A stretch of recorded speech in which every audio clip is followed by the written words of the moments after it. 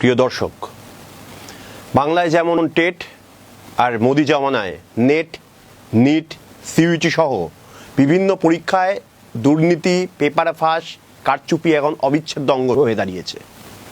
আর এগুলো চালাচ্ছে national testing agency বা এনটিএ, যাদের মাথায় বসে রয়েছে আরএসএসের নেতারা।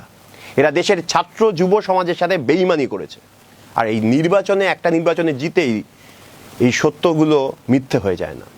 তাই আমরা এই সময় এসএফআই দাবি জানাচ্ছি, দ্রুত সুপ্রিম কোর্টের তত্ত্বাবধানে উচ্চ স্তরের একটা তদন্ত করা উচিত।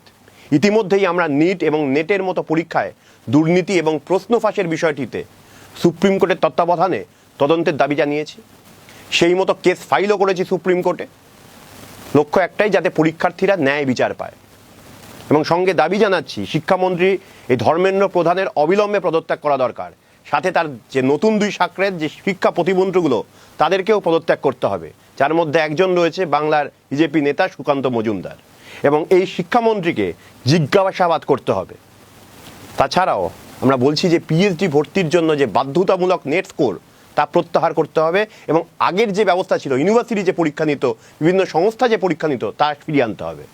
সাম্প্রতিক নেট ও নিট পরীক্ষায় যাতায়াতের জন্য পড়ুয়াদের যে বিপুল ক্ষতিপূরণ হয়েছে, যে অ্যাডমিশন ফি, তা দিতে হবে এবং শিক্ষা মাফিয়াদের রংবাজি শেষ করতে হবে। এই অপদার্থ মোদী সরকার আর তার প্রিয় জাতীয় শিক্ষানীতির এই অংশ হচ্ছে এনটিএ। তা বাতিল করার জন্য আমাদের এই লড়াই। কিন্তু সেই লড়াই শুধু আমাদের একার নয়, সাথে আমরা চাই সমস্ত পড়ুয়া, পরীক্ষার্থী, অভিভাবক, শিক্ষক সমাজকে। এই লড়াই দেশের ভবিষ্যৎ বাঁচানোর লড়াই। শিক্ষাকে বাঁচাতে হবে এই এডুকেশন মাফিয়া আর আরএসএসের হাত থেকে। এই লড়াইয়ে আপনাদের সকলকে সামিল হতে আমরা অনুরোধ জানাচ্ছি।